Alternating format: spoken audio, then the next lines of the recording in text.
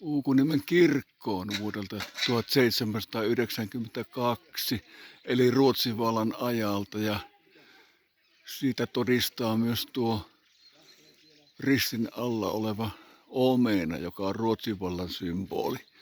Kun taas tässä tien toisella puolella on Tapuuli, kirkko Tapuuli, joka on muistaakseni 1820-luvulta, ja se on Venäjän vallan ajalta, ja sitä Venäjän valtaa kuvastaa tuo tornin lailla oleva sipuli. Sipuli on Venäjän vallan symboli.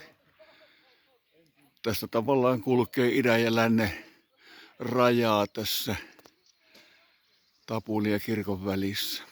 Talvisodan jälkeen tuossa Tapulissa piti joku venäläinen esikunta majaansa vallan, mutta sitten kun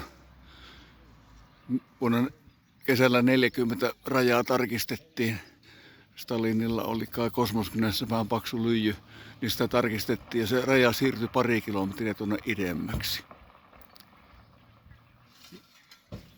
Ja siinä suomalaisten porukkaa veti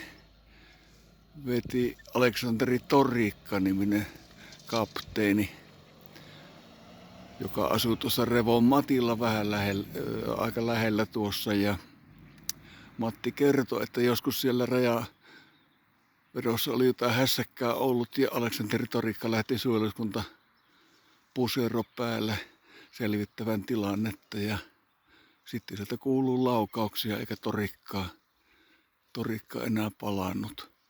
Matti arveli, että hänet ammuttiin ja haudattiin tonne suolle, mutta se ei pidä paikkansa. Hänet kyllä ammuttiin, mutta ammuttiin vasta talvella 1941 Moskovassa.